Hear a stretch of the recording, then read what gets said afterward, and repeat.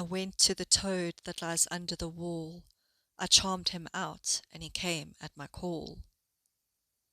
Toads and frogs have long occupied an important place within European witchcraft folklore, appearing in witch trials, folk medicine, magical rites, and later occult traditions.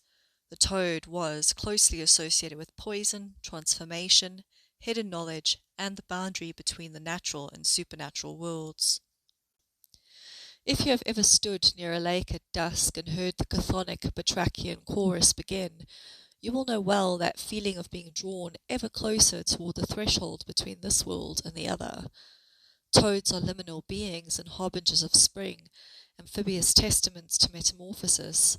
They begin their lives in cool, damp mud and water and live out their lives on land. Today I will explore the role of the toad within English folklore, examining the appearance of toads within early modern witch trials and familiar spirit beliefs, their presence within folk magic and magical ointments, the symbolism of the infamous toad bone rite, and the continuing significance of the toad within modern folkloric witchcraft practice. The witches have their spirits. Some hath one, some hath more, as 2, 3, 4, or 5, some in one likeness, and some in another, as like cats, weasels, toads, or mice, whom they nourish with milk or chicken, or by letting them suck now and then on a drop of blood. Within early modern English belief, witches were frequently accused of keeping familiar spirits that acted as intermediaries between the witch and the devil. These familiars, believed to be imps or demonic entities, were thought to carry out harmful acts, such as causing illness, misfortune, or death. They were said to appear in many forms, including cats, dogs, ferrets, hares, and other small animals, with the toad occupying a particularly unsettling position due to its physical appearance and long-standing associations with poison, decay, and the supernatural. The devil himself was sometimes described as appearing in the form of a large black toad, particularly during rites of initiation or gatherings at the witches' Sabbath. Those accused of witchcraft were often subjected to invasive bodily examinations in search of distinguishing marks, moles, or supernumerary nipples, known as witches' teats, from which the familiars were said to suckle. At a trial in Windsor in 1579, it was claimed that a woman known as Mother Dutton kept a spirit in the form of a toad within a bed of green herbs in her garden, feeding it with blood drawn from her own side. In English witch trials, named familiar spirits are occasionally recorded. For example, in the 1582 case of Ursula Kemp, one of her familiars was a toad named Pigeon, which was accused of causing bodily harm and illness to a young child. The prominence of familiar spirits and witchcraft lore in the early modern imagination is also reflected in the literature of the period. In Macbeth, for example, the second witch calls upon her familiar, declaring "Paddock calls," paddock being an archaic term for a toad. This brief invocation reinforces the familiar's role as an intimate companion in acts of malefic magic embedded within the witch's ritual world. The familiar was seen as a major source of the witch's power and a point of contact, a liminal being crossing between this world and the other in order to aid the witch in her workings, even sometimes acting as the body of the witch. In fact, Gemma Gary states within Silent as the Trees that one recurring characteristic of the traditional magical practitioner, whether they be labelled a black witch, white witch, conjurer, cunning man, or wise woman, etc., is the presence of a familiar spirit, who it seems was a primary source of the practitioner's occult power and magical knowledge. The familiar was thought to be intimately linked to the witch through both body and soul, and accounts often claimed that injuring, shooting, or killing the familiar would leave the very same wound or mark upon the witch's own body.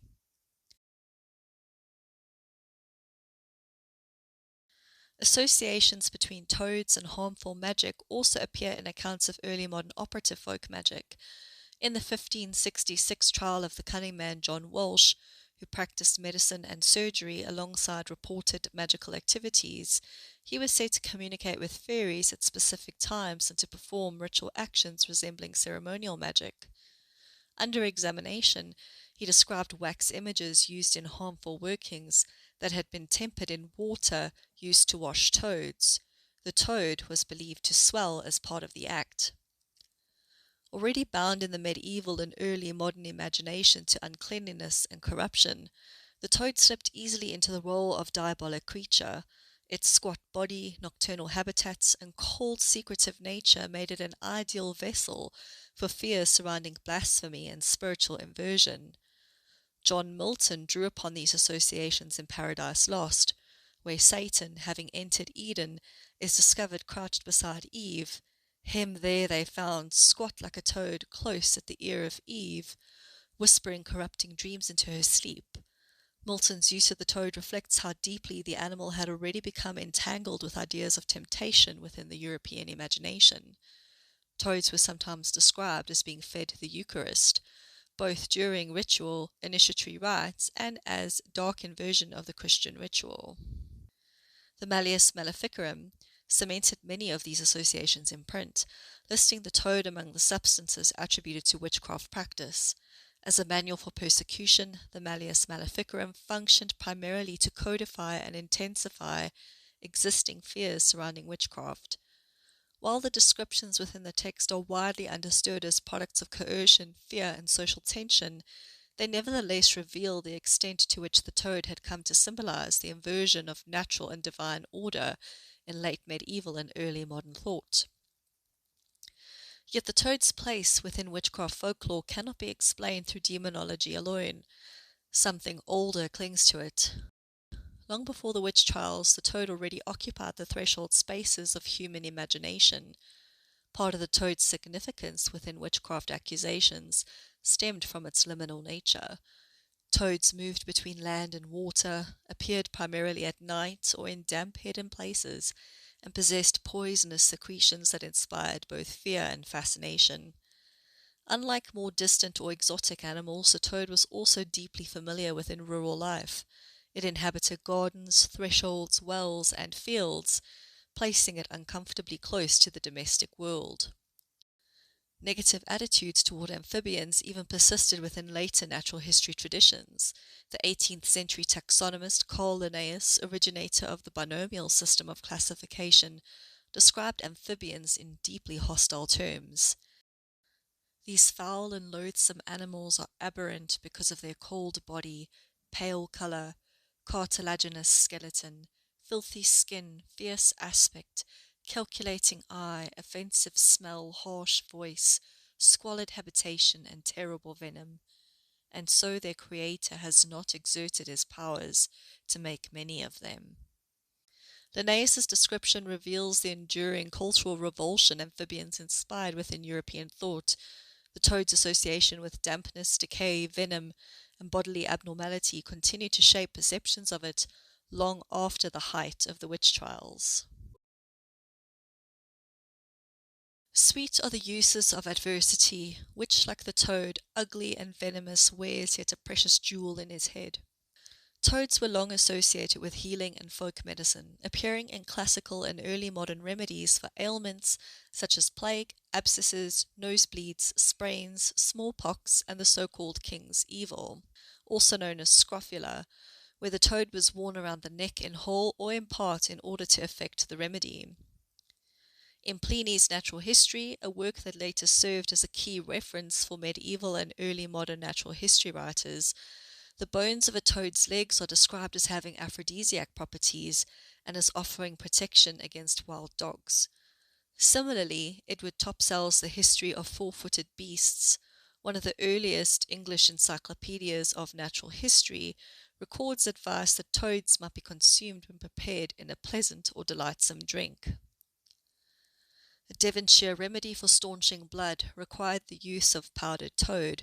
The body of a toad was gathered along with 3 bricks and an extremely hot oven. The bricks were placed into the oven until red hot. 1 brick was then removed and the toad's body laid upon it until the brick cooled. This process was repeated with the remaining bricks until the heat had reduced the body to ash. The resulting toad ash powder was sewn into a small silk bag and was placed over the patient's heart.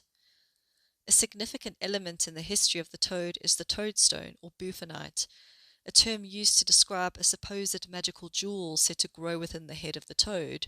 Many of these so-called toadstones were later identified as the fossilized teeth of the extinct fish lepidodes. Across bestiaries and lapidaries, the toadstone was attributed protective and medicinal properties, most notably the ability to neutralize poison. It was often said that the stone would sweat, heat up, or change color in the presence of poison, thereby acting as a safeguard against attempted poisoning. In some accounts, the stone was also associated with royal or aristocratic use, appearing in rings or mounted objects designed for protection. These references show that toads held a recognized place within learned and popular medicine, where their properties were shaped by a mix of observation, inherited authority, and symbolic interpretation. This ambiguity, in which the same creature could be seen as both curative and harmful, helped enable its interpretation within witchcraft discourse as both magical ingredient and agent of corruption. Building on these associations in the cultural imagination, early modern witchcraft beliefs also attributed toads a role in the preparation of magical unguents used for transformation, invisibility, and night flight. These ointments, in which the toad frequently appears as an ingredient or symbol, were described in both trial testimony and demonological literature, and were thought to enable witches to travel to Sabbaths. A recipe attributed to Johannes Tinctorius describes the preparation of such substances as involving toads fed on consecrated hosts, combined with the flesh of murdered children, the bones of exhumed corpses, and menstrual blood. Such descriptions appear repeatedly in witchcraft literature and function as expressions of moral panic. Alongside demonological accounts of witchcraft ointments, regional folklore also preserved more localized traditions concerning the use of toad-derived substances in magical preparations. In East Anglian traditions, witches were said to use toad spittle mixed with the sap of sow thistle to create a lather or lotion, which was applied to the body in the form of a rough cross in order to achieve invisibility. In the cauldron scene of Shakespeare's Macbeth, a toad is described as having spent 31 days and nights, sweltered venom sleeping, beneath a cold stone before being cast into the witch's brew. The image evokes the toad as a creature of damp earth, concealment, and latent poison, formed through darkness and stagnation. The association between toads and magical transformation may also have been reinforced by the physiological effects of their skin secretions. Adrian Morgan notes that toads produce biologically active compounds, including biogenic amines, bufogenins, and bufotoxins, some of which can affect the nervous and cardiovascular systems and induce hallucinatory effects. What do you lack? What do you lack? I can pound a toad in a mortar and make a broth of it, and stir the broth with the dead man's hand. Sprinkle it on thine enemy while he sleeps, and he will turn into a black viper, and his own mother will slay him. English folk traditions preserved numerous examples of the toad appearing within practical magic and vernacular belief.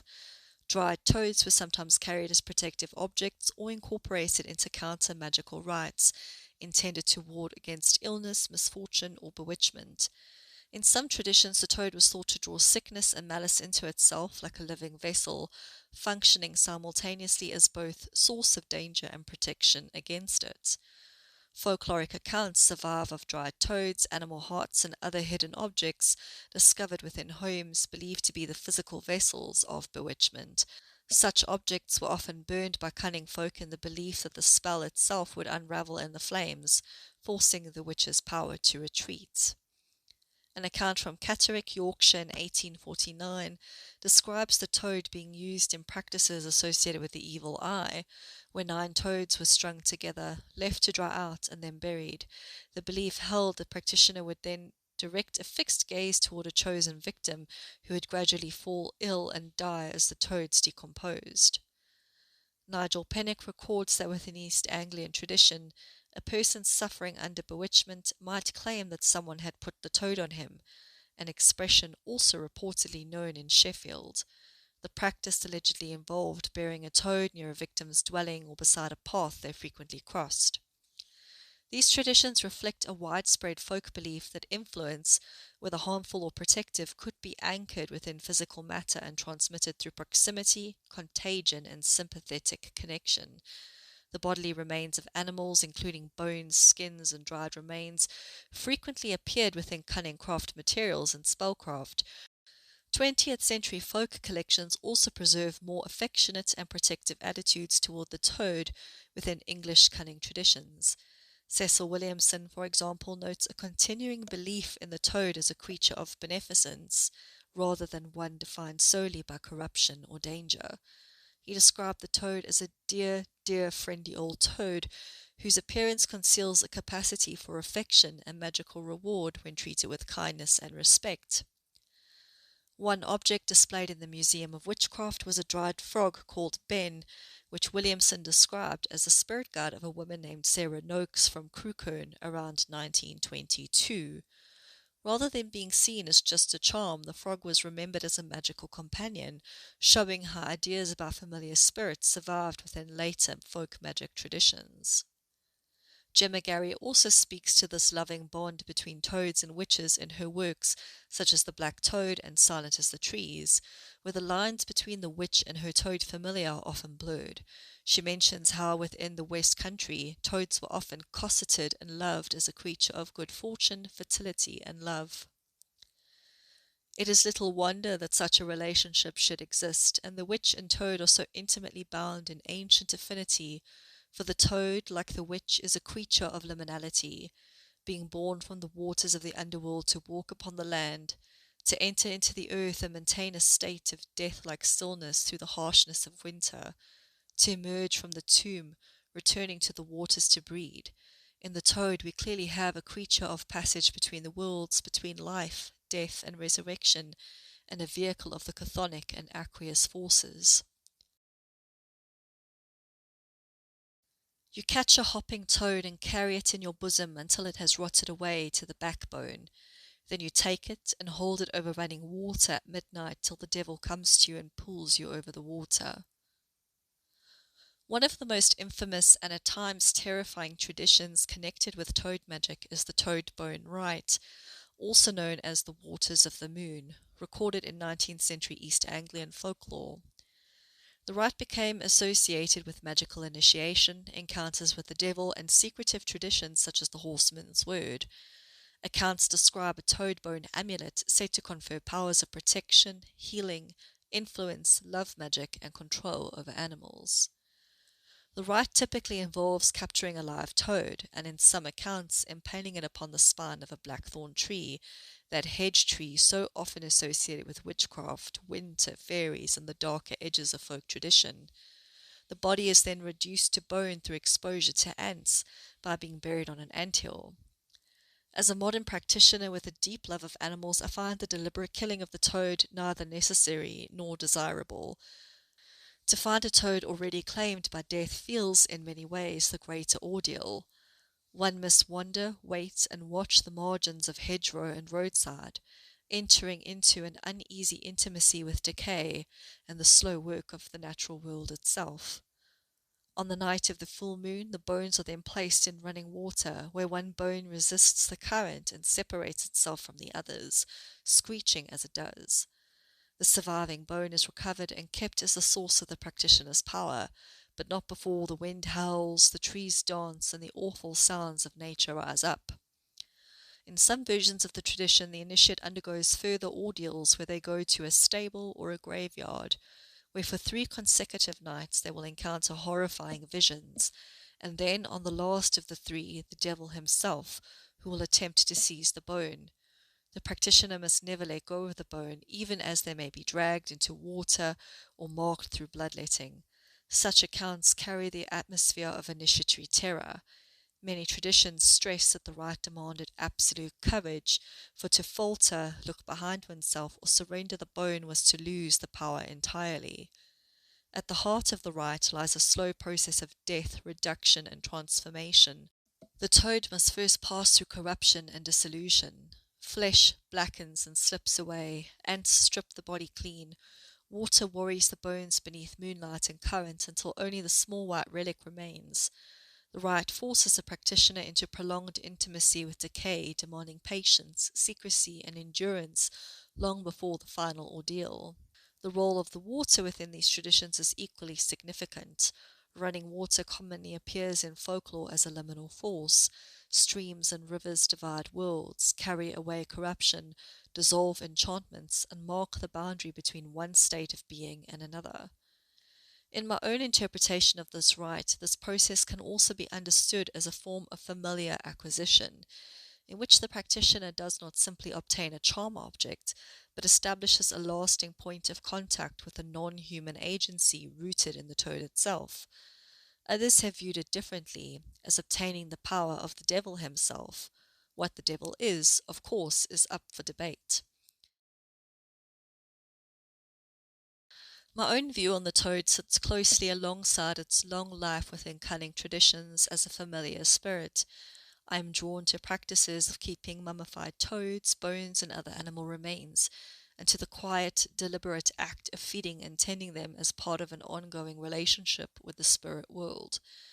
The frog and the toad become messengers of rain and spring, carrying the turning of the seasons in their bodies, moving between this world and the next without fixed allegiance to either. They are at once devil-marked and lucky, unwanted and sacred, a small and enduring emblem of the garden's fertility and return to life. Toads appear often in my art, returning again and again as beings of wisdom and power, of poison and magic, creatures that belong to the thresholds of things. I meet them as grandfathers and friends, as grandmothers and kin, as if they carry an older lineage that moves just beneath language, recognized and honored within lived practice. In this sense, the toad is not only a folkloric figure, but a continuing presence within my life. They move between observation and imagination, between study and encounter, refusing to settle cleanly into either. In working with them, I remain drawn to those porous edges where folklore becomes active again and the spirit of witchcraft is alive.